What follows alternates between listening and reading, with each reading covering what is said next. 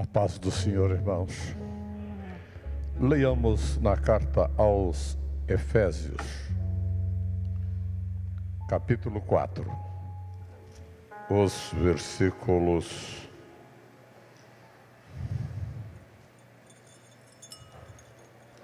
4 a 6. Há um só corpo e um só Espírito, assim como a esperança para a qual vocês foram chamados é uma só. Há um só Senhor, uma só fé, um só batismo, um só Deus e Pai de todos, que é sobre todos, por meio de todos e em todos. Amém. Pode assentar-se, irmãos. Stanley Jones conta que estava ministrando para banqueiros em Nova York. E assim que terminou e se assentou, um daqueles homens apertou o joelho dele e disse: "Homem, como? Como?" As pessoas têm necessidade de saber que passos devo tomar. Como eu posso desenvolver a minha fé? Como posso servir a Deus melhor? Meus irmãos, aqui nós temos a unidade do corpo de Cristo. Nós temos unidade da fé. E aqui nós temos a unidade do corpo de Cristo. Como é que Deus funciona? Como é que a igreja funciona? Eu recebi em casa 2 jovens muito bem preparados, bem arrumadinhos, e começamos a conversar, e eles defendiam a ideia de que não há trindade. Mas começou quando eu li para eles, quando eu li na Bíblia deles, a tradução do Novo Mundo, o início do Evangelho de João, e disse: desculpem, vocês piratearam o texto bíblico. Isto não é grego. Vocês maquiaram aqui. Não é assim que está escrito na língua grega. E disse: eu fui tradutor da Bíblia, fui revisor da Bíblia. Então eu conheço isso aqui. E, como o assunto também pendia para a Trindade, eles me perguntaram: o senhor pode nos mostrar onde está a Trindade na Bíblia? Eu falei: pois não. Peguei a Bíblia deles, abri em 1 Coríntios 12, e li os versículos 4, 5 e 6 e disse, aqui no primeiro versículo, 4, o Espírito Santo distribui na igreja os dons espirituais. No versículo 5, Jesus, o Filho de Deus, distribui na igreja os dons ministeriais. E no versículo 6, Deus, o Pai, opera tudo em todos. Eu queria continuar, mas eles pediram desculpa, nós temos que ir, se eu dar licença e tal, e foram embora. A Trindade está presente na igreja.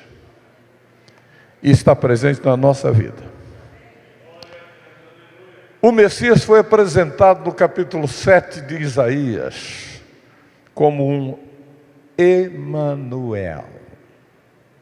A palavra Emanuel é uma transliteração de uma expressão da língua hebraica, composta de 3 palavras. Immanuel. Im é dentro. Manu é o homem, o ser humano. E El é Deus. Mas que Deus? Nós ouvimos aqui o hino falando de El Shaddai, o Deus que amamenta, Porque a ideia de Chade é o seio que amamenta. Há coisa mais linda do que um bebezinho sendo amamentado pela mãe? Não há nada mais bonito. Pois o crente é como se estivesse nos braços do Pai, sendo amamentado por Ele. Deus amamentador. Chade. Mas ela não é Yahvé, o Deus da aliança. É o Deus Elohim. Elohim é um Deus plural. Quando lemos o Gênesis, o Elohim aparece quando Deus diz: desçamos, façamos. É Deus plural. Isso é tão importante, meus irmãos, porque é o sufixo de Emmanuel. É o Deus plural, Deus trino, que se apresenta aqui. A nossa tendência, eu digo nossa tendência de evangélicos, tendência de teólogos e de muita gente que conhece profundamente as línguas originais da Bíblia, temos a tendência de ficar sempre com a parte menor.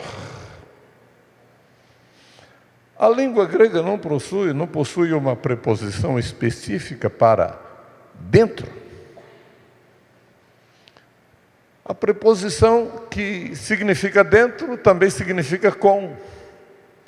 Aí a gente tem que usar a preposição de acordo com o contexto. Eu sou batizado com o Espírito Santo ou no Espírito Santo. O contexto diz que eu sou batizado porque eu sou batizado nas águas. Não é com água, mas é nas águas. Eu sou batizado no Espírito Santo. Jesus pega o meu espírito e o mergulha no Espírito Santo. Isso é o batismo no Espírito Santo. O que está mencionado aqui? Há um só corpo, um só espírito, um só batismo. Mas é interessante que nessa sequência de 7 elementos, no meio está o Senhor, que é Jesus. Se colocássemos, como eu costumo fazer, aliás, no meu livro que está para ser lançado, Numerologia Bíblica, eu coloquei o esboço da seguinte maneira. Faz de conta que aqui está uma lousa. Um só corpo. Letra A, um só corpo. Letra B, um só espírito. Letra C, uma só esperança. Letra D, eu destaco a letra D. Um só Senhor. Depois volta a letra C, uma só fé. Depois a letra B, um só batismo. E a letra A, um só Deus e Pai de todos. A letra A corresponde ao A de baixo. A igreja é de Deus. O Espírito Santo é o que batiza. A esperança é uma das virtudes do Espírito Santo, como a fé aqui embaixo. Esperança e fé é virtudes do Espírito Santo. Agora, no centro dos 7 elementos está o Senhor. É a ponta da seta, meus irmãos. A igreja caminha com Jesus no centro.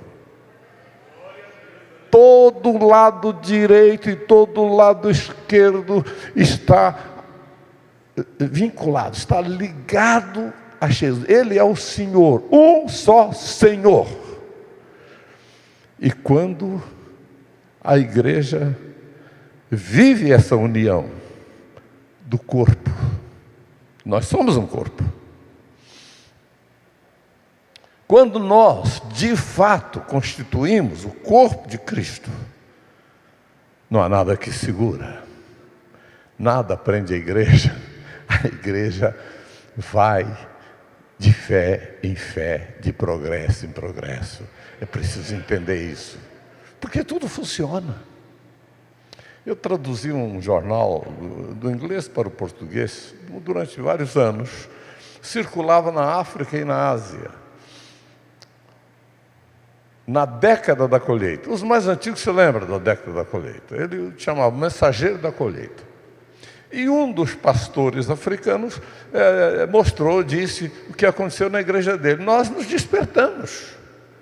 Até aqui a gente estava olhando no espelho e vendo a nós mesmos. Agora nós abrimos as janelas, estamos olhando o mundo lá fora. E já temos missionários em tais e tais países, evangelizando e ganhando almas para Jesus. É a igreja avançando, irmãos. Nós temos tudo isso na Bíblia. Os ministérios. Nós temos o profeta no ministério. O profeta olha para frente. Mas temos o doutor também.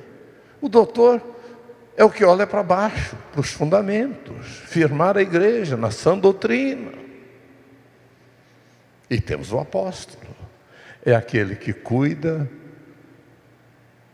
dos missionários, dos obreiros, é o pastor de pastores. A igreja tem, e esta igreja tem tudo isso. Então, a formação da igreja é isto. Agora, é interessante notar que nós temos essa estrutura aqui, a unidade do corpo. Mas no que se aplica a nós individualmente? Capítulo 2, versículos 4, 5, 6. Deus, que é riquíssimo em misericórdia, pelo seu muito amor com que nos amou, nos vivificou, estando nós mortos em concupiscências, em pecados. Nos vivificou. A primeira coisa que Deus fez com Jesus, depois de morto, foi vivificá-lo no túmulo. E o apóstolo está comparando a obra de Deus feita na pessoa de Jesus com o que Deus faz na nossa vida, aplicando os fatos acontecidos com Jesus à nossa própria vida. Então ele diz: assim como Jesus foi vivificado, nós também fomos vivificados. O que significa isso? Nosso espírito estava morto. Mas de repente recebeu vida espiritual. Foi o que Jesus disse: todos os que têm sede, venham a mim e beba. Se alguém tem sede, venha a mim e beba.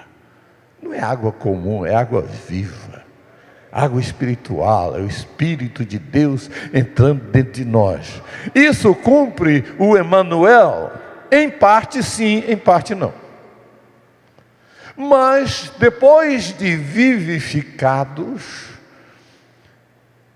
nós somos ressuscitados, e nos ressuscitou em Cristo Jesus. O corpo de Jesus não ficou no túmulo, ele saiu do túmulo, foi tirado para fora do túmulo. E meus irmãos, uma vida ressuscitada é diferente de apenas vivificada. Tem gente que tem a vida espiritual, mas não a manifesta. Guarda para si e vive aquela vida mequetrefe. Não sei se vocês conhecem dessa palavra aí. Aquela vidinha, vai, não vai, vai, não vai.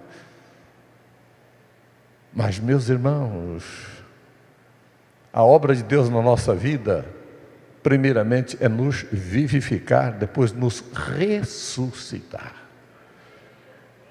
Nós não podemos esconder a nossa fé. Jesus disse, não se pode esconder uma cidade em cima de uma montanha. Todo mundo vai vê-la. A pessoa se converte, todo mundo sabe que se converteu, mudou de vida. Mas mudou completamente de vida. Isso é um fato. Transformação. Mas a terceira coisa que acontece, obra de Deus na nossa vida, está na elevação espiritual, na exaltação espiritual. O mesmo Deus que nos vivificou, Ele nos ressuscitou e nos assentou em regiões celestiais em Cristo Jesus. O cristão está assentado nas regiões celestiais em Cristo Jesus. No segundo andar, não é aqui embaixo, é lá em cima. É lá em cima que as coisas acontecem. É lá em cima que o planejamento acontece da parte de Satanás. Ele está lá em cima. Está nas regiões celestiais. O apóstolo Paulo, nesta carta, quando fala desse poder, usa expressões como príncipe, autoridades, estão lá. Agora, imagine o cristão lá, assentado. Por que assentado? Por que o lugar mais elevado do crente não é com a espada na mão, lutando desbravadamente e tal, e batalhando? Não é isto, meus irmãos. Quando nós nos assentamos para assumir aquilo que Jesus conquistou. Nós nos assentamos tomando posse. Na ressurreição de Jesus, está lá em Mateus, o anjo desce e rola pedra e se assenta na pedra. Para quê? O anjo estava cansado? Será que anjo se cansa? Não. Mas o fato dele se assentar, ele está dizendo, aqui quem manda sou eu. Os soldados romanos caíram como mortos por terra. Jesus sai. Precisava tirar a pedra para Jesus sair do túmulo. A pedra foi retirada para que as mulheres e os discípulos pudessem ver que não está lá. Ele não está lá, ele ressuscitou. Foi ressuscitado. E ficou uns dias com os discípulos, depois foi assunto ao céu. E nós também, na nossa vida espiritual, devemos ser assunto às regiões celestiais, para estarmos lá no combate frente a frente com os poderes tenebrosos.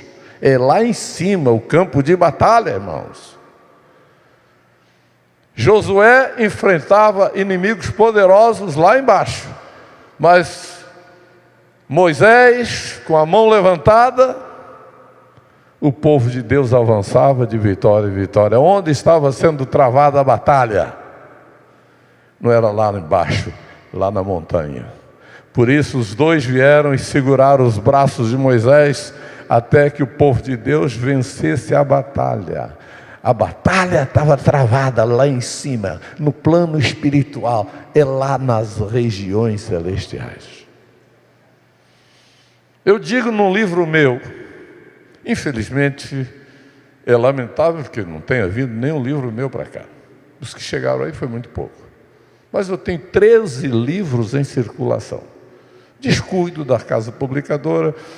Estive numa região do Paraná, também os livros não chegaram. Vem para cá, os livros não chegam. Eu vou ter que fazer uma reclamação séria, porque eu preciso dos meus livros. Meus livros complementam o meu trabalho. Mas num dos meus livros eu falo de um homem que diante dele Hitler tremia. O homem tinha um peso espiritual, um peso moral muito grande. Hitler brincou com as igrejas, bagunçou as igrejas na Alemanha, mas respeitou esse homem. Esse homem estava assentado nas regiões celestiais, porque quando está lá, as coisas são controladas. Quando nós não estamos lá em cima, ficamos embaixo, apenas lidando com os resultados do que acontece lá, meus irmãos. Aí é a necessidade da batalha espiritual. Nós podemos mudar as coisas tramadas lá em cima, com a nossa vida de dedicação, de oração, de fé, de estudo da palavra de Deus. Podemos mudar. Mas agora, vamos ver que passos nós tomamos.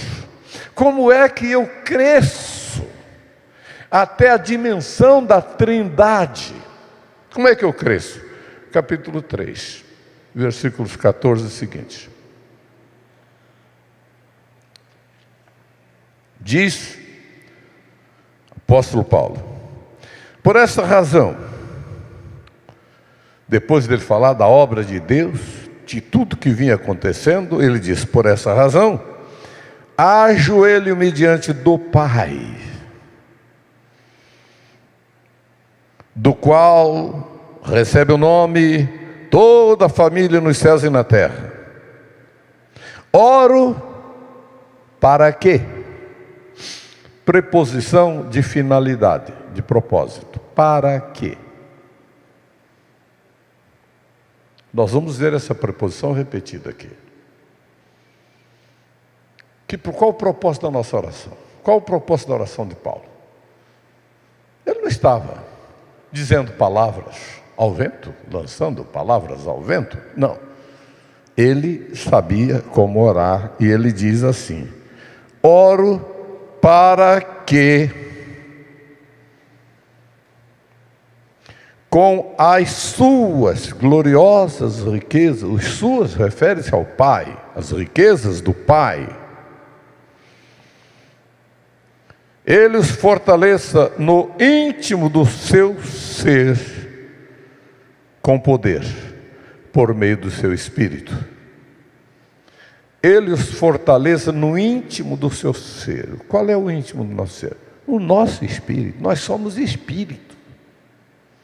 Deus não se comunica apenas com a nossa alma, o nosso corpo, mas está escrito em Romanos 8,16: o mesmo Espírito testifica com o nosso espírito que somos filhos de Deus. Deus atua no nosso espírito, trabalha no nosso espírito. Nós somos seres espirituais. E ele continua dizendo: para quê? É mais um. O primeiro para quê? É que o crente seja fortalecido no Espírito Santo, seja cheio do Espírito Santo, seja batizado no Espírito Santo. É isso que cada crente tem que buscar. Se você quer crescer na fé, o caminho é esse, o primeiro degrau. Você não vai pular esse degrau, não há atalho. Você tem que buscar abrir o seu coração e deixar que o Espírito Santo venha encher a sua vida. Se você não tem entusiasmo para orar, faça um esforço de vir às reuniões de oração. Comece a buscar até que venha aquele desejo, aquela fome que você não consegue parar mais. Mas você tem que buscar isso. Porque o Espírito Santo que habita em nós, ele habita em cada crente. Como ele habita, cada crente sabe. Ele habita plenamente ou está encantoado lá num cantinho da alma, sofrendo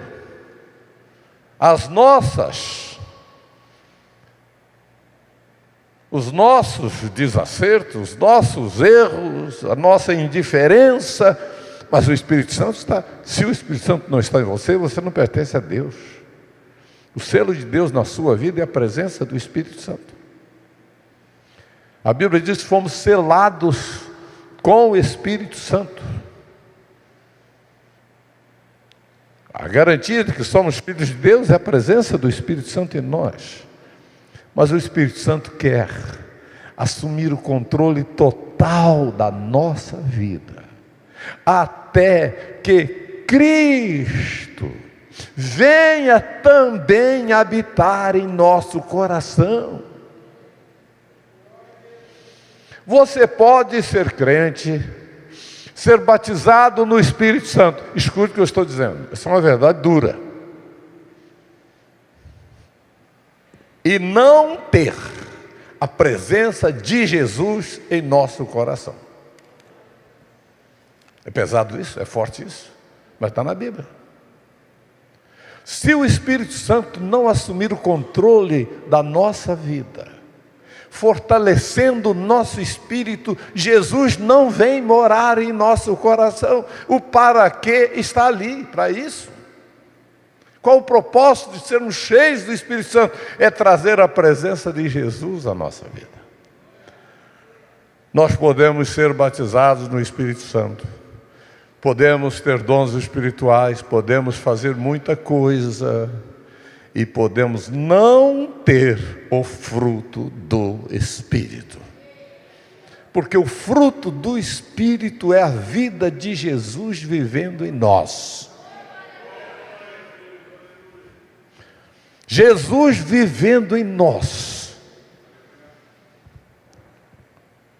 A nossa vida vai ser amor, bondade, alegria, paz e tudo aquilo que termina no domínio próprio. No domínio próprio. Pessoa controlada, pessoa que sabe até onde pode ir, pessoa que tem um autocontrole, que tem domínio da sua vida. É a presença de Jesus, porque Jesus viveu isto. Você não vive a vida cristã. Eu não vivo a vida cristã. É Cristo quem vive a vida cristã em nós. Jesus disse lá em João 15: se as minhas palavras não estiverem em vós, se vocês não estiverem em mim, as minhas palavras não estiverem em vocês, vocês não vão fazer coisa alguma. Vocês vão fazer coisa, não vão fazer coisa nenhuma, porque você não passa de 0. Está escrito lá. Versículo 5, João 15, 5. Sem mim, vocês não podem fazer nada. É 0, meus irmãos. É Jesus em nós que leva a gente a produzir a vida, a viver a vida cristã, a testemunhar, enfim, a fazer o trabalho de Deus. Por isso, quando a Bíblia fala da presença de Jesus em nós, não muda de repente. Não muda de repente. Continua dizendo aqui mais alguma coisa. Para que Cristo habite no coração de vocês mediante a fé. E oro para quê? Olha, mais um para quê? Jesus está em você, está morando em você, você sente que tem o fruto do Espírito na sua vida, você é uma pessoa controlada, você é uma pessoa alegre, uma pessoa que tem paz, tudo são características do crente. O fruto do Espírito é tudo isso e muito mais. A relação está ali em Gálatas 5, 22, 21, 22. Mas olha aqui, oro para quê? Estando arraigados e alicerçados em amor. Sua fé tem que estar arraigada, alicerçada no amor. Não é amor humano, não. Aqui é amor divino. O amor humano falha. O amor divino é perfeito. Vocês possam, juntamente com todos os santos. Não é alguma coisa particular. O crescimento da igreja é um crescimento orgânico. Nós crescemos juntos, a igreja vai crescendo e nós temos que crescer juntamente com todos os santos, compreender a largura.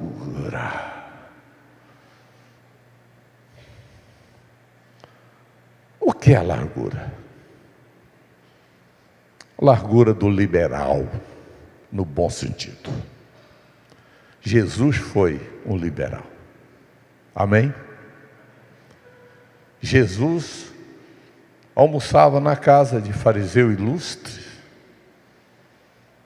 recebeu Nicodemos, um senador, membro do Sinédrio, mas entra na casa de Zaqueu,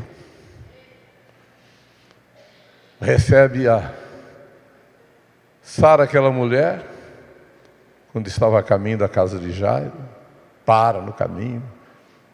Jesus tinha tempo para todos. Jesus estava pronto para receber a todos. Um dos sermões mais lindos dele foi a uma mulher de Samaria, desprezada, que ninguém dava nada por ela. Uma mulher que a vida dela, a prova de Jesus tinha 5 maridos e agora estava com um que não era marido dela. Mas Jesus amou e mudou a vida daquela mulher. Coisa linda, meus irmãos. Eu conheci um irmão, ele era um advogado ilustre lá no sul do Brasil, no tempo que ser advogado era muito difícil, não é? Porque hoje ficou muito fácil. Ele é daqueles tempos. E a igreja em que ele congregava mudou até de nome, virou Igreja Brasa, porque num dia, num culto, Jesus batizou tanto crente com o Espírito Santo naquela igreja batista, que a igreja mudou completamente. E ele era um homem assim. Pregar a igreja católica, pregar a igreja, ele estava pregando numa igreja, ele mesmo me contou, pregando numa igreja lá em igreja episcopal, né? Aquela, bom, tinha um copo bonito em cima do balcão e tal, e ele pregando e tomando água, e tomando água, e tomando água, e quando terminou de pregar, o moço disse: tem que encher o batistério, porque nós temos uma criança para batizar. Aí ele disse: eu bebi todo o seu Jordão, você não falou nada? Que aquela água era para fazer um batismo. Mas, meus irmãos, aberto, pessoa que não tem problema, não tem barreira, que se abre, entra na casa de Zaqueu, não importa o que diga, ele está lá. Zaqueu era um homem mal visto. Jesus era um liberal, braços abertos, recebendo a todos. Que maravilha! Nós precisamos disso na nossa vida. Mas, além da largura, nós temos o quê? O comprimento. Aqui nós temos a visão profética. Olhar para frente. Olhar para frente. A igreja avançando. Olha pela janela. Quando eu visitei a Catedral de Cristal nos Estados Unidos, o guia, um pastor brasileiro que estava me guiando lá, ele disse: o Dr. Schuller reúne os obreiros dele no último andar desse arranha-céu, um prédio muito grande, porque ele quer que os seus obreiros vejam a grandeza de Los Angeles que precisa ser alcançada com o Evangelho. Não é reunir no porão lá embaixo, no alto. Visão profética, avançar com a igreja. Isso é lindo, irmãos. Isso é lindo. Imagina uma igreja. Eu li isso no Mensageiro da Paz, que em 2 anos subiu a membresia de 2.000 para 8.000 membros. Que coisa linda, que trabalho! Um irmão que me foi apresentado em Goiânia, perdeu tudo, tomaram a igreja dele, criaram um problema com ele. E o pastor da convenção me disse: irmão Abraão, Ele me procurou, contou a história triste dele, eu disse, irmão, esquece tudo isso aí. Eu vou enviar o irmão para um lugar para o senhor ganhar almas para Jesus. Viu nele o ministério de evangelista e me disse, faz 4 anos que ele está no Maranhão. Já inaugurou 48 igrejas. Inaugura uma igreja, todo mês abre uma igreja. Aquela bênção, fogo acontecendo, e o povo se convertendo. É o dom de Jesus. Olha a visão, vamos crescer, vamos avançar. Eu admiro essa visão que a igreja tem aqui, que a Jerusalém tem. Em 6 anos, está onde está. Isso não é coisa comum, não. É a mão de Deus abençoando, estendendo e operando. Mas, além do comprimento, nós temos a profundidade, a altura, Muita gente interpreta esses elementos aqui de outra maneira. Eu prefiro interpretar desse jeito, porque a altura aqui é a altura do sobrenatural. A igreja não é um clube, irmãos. Não é uma organização, a igreja é um organismo vivo. E os mistérios de Deus acontecem na igreja. Não é maravilhoso a gente ouvir uma mensagem profética? Não é maravilhoso ouvir uma mensagem em línguas interpretada? Meu Deus, a gente se derrete todo, Deus no meio da gente, falando com a gente. O sobrenatural acontecendo. Eu me lembro de uma irmãzinha na igreja, um bairro tão pobre, que de bonito só tinha o nome, Novo Horizonte. Mas ônibus não ia lá, que se fosse lá não saía de lá, né? Tanto buraco, tanta lama e tanta poeira. Então a gente tinha que descer do ônibus lá em cima e caminhar 1 quilômetro a pé para chegar lá. Aquela barracaiada, aquela pobreza toda. Mas nós tínhamos lá uns irmãos, uma família simples. O que eu vi naquela casa, daquela irmã, simplesinho. Eu sempre comentei, Deus deu àquela irmã um diamante que eu nunca vi nada igual. Ela profetizava, rimando e cantando. Nunca vi nada igual. A gente ficava maravilhado. Isso é um diamante de Deus. Que coisa linda, que bênção. A gente sentia o céu descendo ali.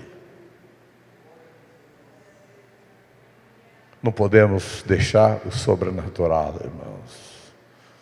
Presença de Deus. Se não há presença de Deus, não há nada. Mas nós temos que dar esses passos.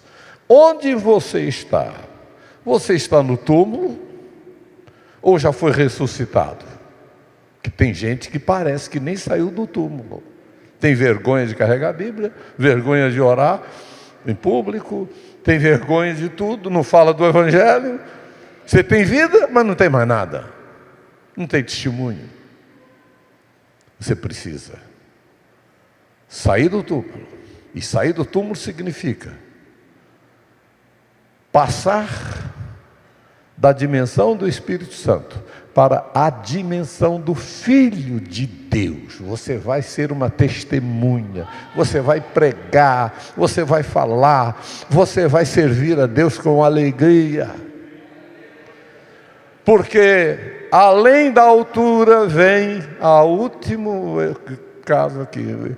Na filosofia grega, essas dimensões eram conhecidas como as dimensões do conhecimento. Paulo as aplica aqui à nossa vida. Profundidade. A doutrina sadia. Não podemos abrir mão. Chega de modismos. Chega de, desculpe a expressão, de tolices. Gente que não tem a palavra para pregar vai dizer que O demônio é constituído de água. Onde achou isso na Bíblia? Meu Deus do céu. Tanta coisa boa que a igreja precisa saber. A gente fica agarrado nessas questiúnculas, nessas coisinhas.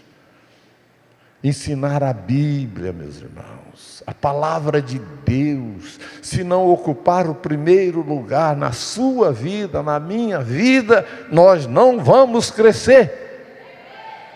Profundidade da doutrina, não podemos abrir mão. Uma igreja adoeceu no Brasil, por causa de um livro adotado no seminário. Um livro foi adotado, um escritor liberal que não crê na doutrina, na ressurreição de Cristo. Esse livro entrou no seminário e igrejas morreram pelo Brasil afora. Porque seminaristas saíram de lá envenenados com o veneno do erro, foi matando a igreja. Na cidade de, uma cidade bonita, pequena, mas uma cidade bonita no estado de São Paulo, Cordeirópolis. Na praça central está um templo dessa denominação, que eu não vou dizer qual é. Fechado, não tem nem pastor e nem ovelha. O veneno do liberalismo teológico matou aquela igreja. Um amigo meu, que muitos conhecem aqui, Walter Brunelli, me disse: eu deixei aquele seminário, que se eu continuasse lá, eu ia perder a minha fé. Tive que abandonar o seminário, sair de lá, não consegui estudar mais nada. Dessa mesma igreja. E na cidade onde essa igreja domina, porque lá está a força dela, a universidade dela está lá, Piracicaba. Eu estava ajudando um amigo. Cheguei na igreja na hora do culto.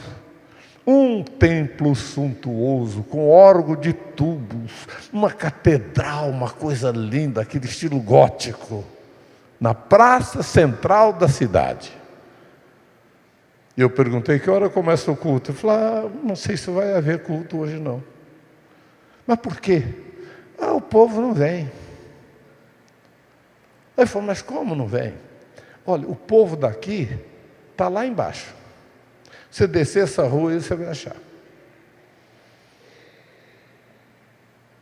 Igreja evangélica, domingo, à noite, hora do culto. Eu desci a rua, lá embaixo virei à direita, um barracão menor do que esse aqui. Lotadinho, meus irmãos. E gente do lado de fora esticando o pescoço na janela para participar do culto. E a grande catedral não tinha mais nada. Por causa do veneno do liberalismo, do erro doutrinário. Nós não podemos permitir isso. Eu recebi na congregação que eu dirigia lá no Novo Horizonte, um jovem, saiu do sabatismo e veio para a Assembleia de Deus. Então estava lá, ele falou: irmão, posso ajudar o irmão lá? Dei para ele um culto para ele dirigir. E deixei ele à vontade, né? Afinal de contas, ele é mais preparado, culto, diácono, né? Se eu for lá, ele vai ficar meio assim, tal, porque eu estou vigiando. Não, deixa ele sozinho lá. Meses depois eu descobri que ele estava transformando a congregação numa igreja adventista do sétimo dia. Que problema. Eu disse: irmão, volta para a sua igreja, porque você saiu de lá, mas o sabatismo não saiu de você. E tive que assumir a igreja e corrigir os erros que ele tinha deixado na igreja. Agora, meus irmãos, escute isto aí. Durante um ano certinho, a igreja não cresceu, parou de crescer, estagnou. Nós não perdemos nenhum crente, mas a igreja não andou, ficou parada. Depois de um ano, aí começou a atividade, a vida espiritual de novo e voltou a crescer. O veneno mata a igreja, neutraliza o trabalho de Deus. Mas, meus irmãos, tem mais um para quê aqui? Mais um não, tem mais dois. Vamos concluir rapidamente. E conhecer o amor de Cristo, que excede todo conhecimento. Tudo coisa que tem que acontecer na nossa vida. Nós temos que estar alicerçados e arraigados em amor, e juntamente com todos os santos compreender a largura, o comprimento, a altura e a profundidade, e conhecer o amor de Cristo que excede todo conhecimento. Nós nunca vamos conhecer plenamente o amor de Cristo, porque Ele excede todo conhecimento. Isso significa que precisamos procurar conhecer o máximo possível. Temos que mergulhar nisso aí. Porque o último para quê chega. Para quê? Para que todos esses passos?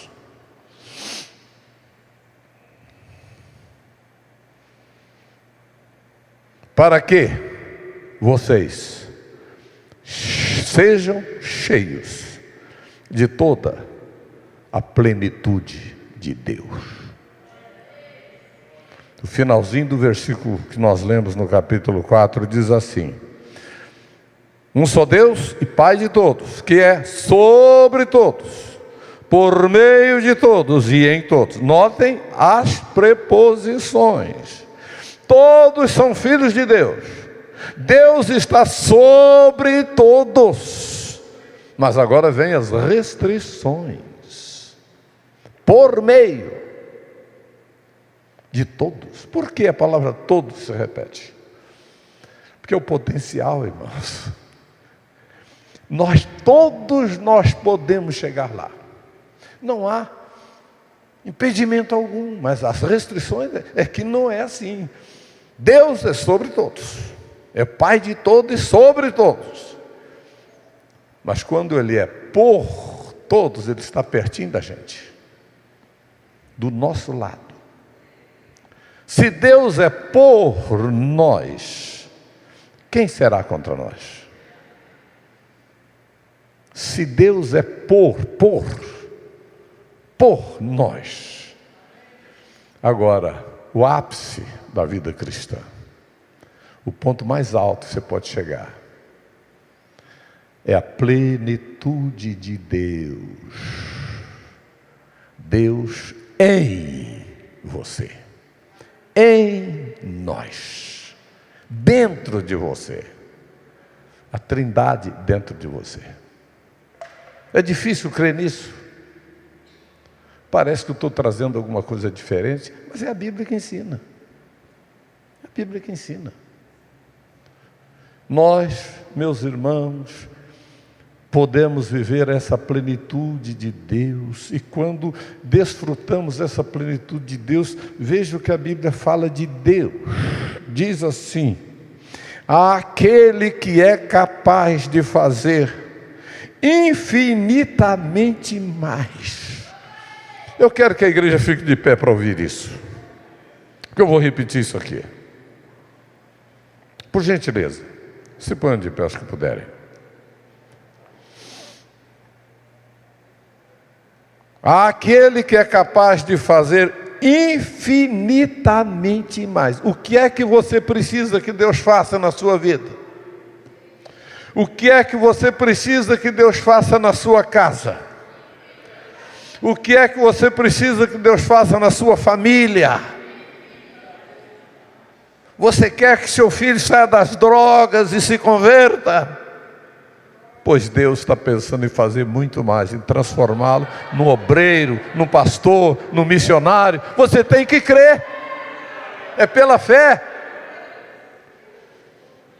Infinitamente mais do que nós pedimos ou pensamos. Meu Deus, eu fico assustado diante disso, irmãos. Deus pode fazer.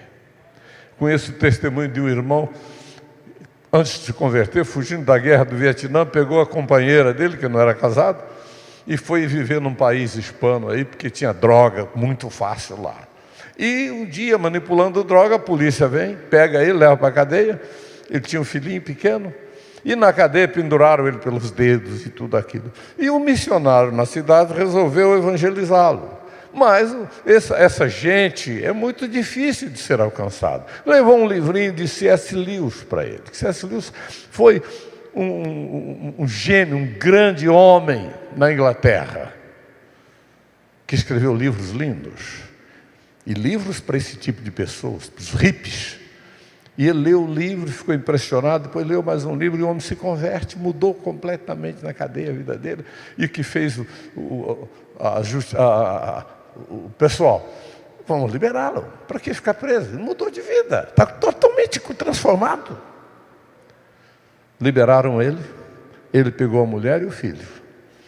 Foram para os Estados Unidos, ele entrou numa universidade, uma faculdade de teologia. A mulher dele entrou numa faculdade de serviços sociais. E os dois estudaram, se formaram. E ele evangelizou os pais que estavam divorciados há 14 anos. Os pais receberam Jesus. E ele refez o casamento dos pais. Escute isso. Pegou a esposa, pegou seu menino e voltaram para a cidade onde ele tinha sido preso. É missionário lá pregando o Evangelho. Adelante, irmãos, e pregando o Evangelho. Meus irmãos, ele diz o seguinte: eu não duvido de nada que Deus não possa fazer. Eu não duvido de nada. Deus pode fazer muito além, está escrito na Bíblia. Muito além do que você pede, do que você pensa. Agora eu vou desafiar você. Se você está dando esses passos, se você crê, porque veja a sequência desse texto. Segundo o poder que opera em você, em mim, o poder da fé. Se você crê, qual o desafio que você tem? Qual é a coisa impossível que você tem para resolver na sua vida? Por que você não vem buscar isso de Deus hoje? Sabendo que Deus é poderoso para fazer tudo muito mais, infinitamente mais, do que aquilo que você pensa e do que você pede. Eu não sei se é o problema. Eu costumo lançar uns desafios assim. Pregando numa igreja no Rio de Janeiro, eu lancei esse desafio. E fui embora. Estava de passagem aqui. Minha filha, que congregava lá, disse: irmão Abraão, semanas e semanas depois, o pessoal dando testemunho de milagre acontecido, porque creram. Se você crê, tudo é possível que crê. Você tem que crer. Qual a sua dificuldade? É desemprego?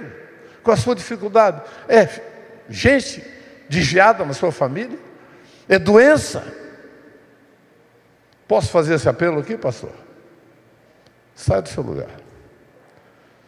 Se alguém puder pegar o órgão ali, fazer um fundo leve, por gentileza. Eu gosto de uma letra, irmão. Gosto de uma letra. Fui regente coral há muito tempo.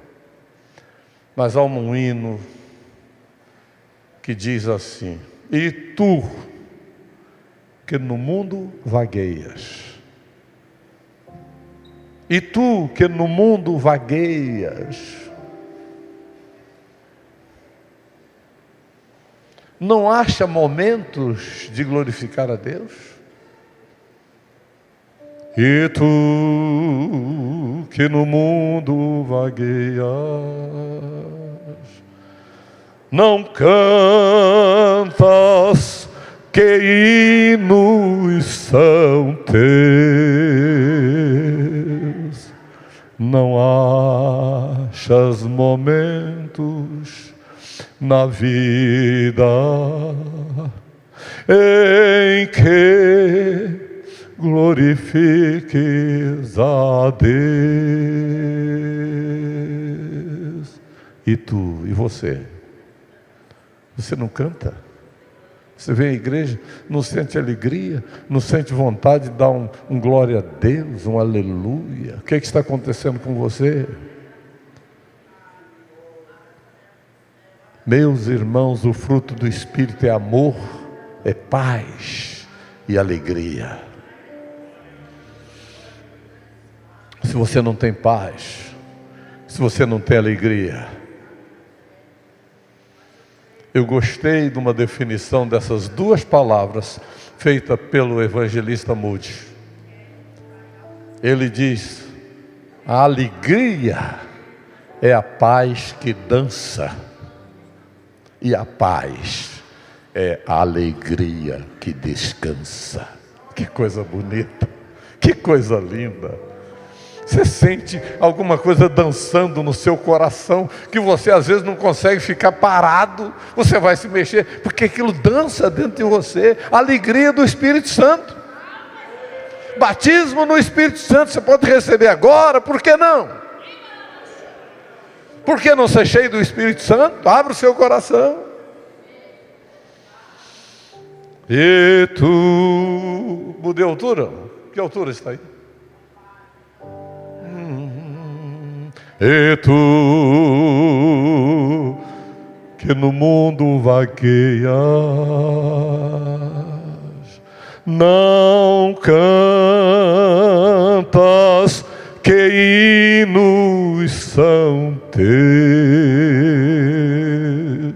não achas momentos na vida em que glorifiques a Deus.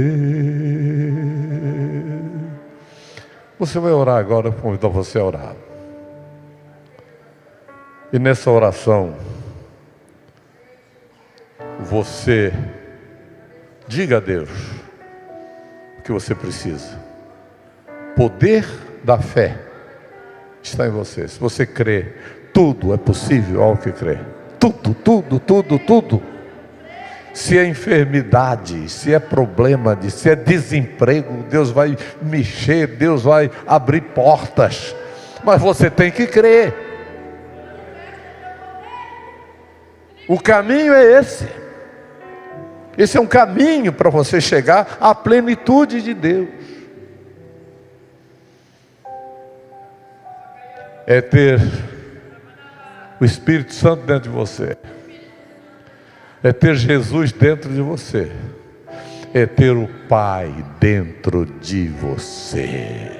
Plenitude de Deus na sua vida. Pai Celestial, eu quero orar agora por essas pessoas. Quero te apresentar cada pessoa que veio aqui à frente.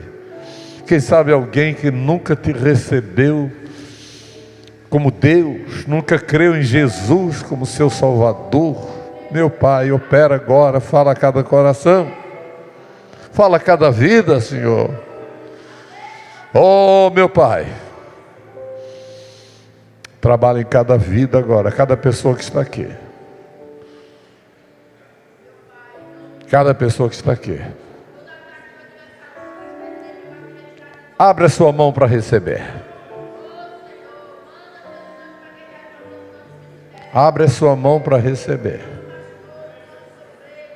Deus vai colocar a bênção na tua mão. Eu creio nisso. É um ato de fé, é um gesto de fé. Coloca, meu Pai, nas mãos dessas pessoas o que elas vieram buscar aqui. Seja cura, seja libertação, seja vitória no trabalho, meu Deus, seja saúde, parente, doente, ou gente desviada na família. Meu Deus, o Senhor pode fazer o milagre de entregar a bênção agora para cada uma dessas pessoas que está aqui. É o que eu te peço, meu Pai, no nome bendito de Jesus. Antes de fechar a mão, diga comigo: meu Deus, eu te agradeço pela bênção que acabo de receber. Em nome de Jesus. Amém. Amém. Os céus e no mar e na terra, nos campos, nos prados em flor, no fragoso ao cantil, nas escarpas das serras, o nome ressoa ao Senhor.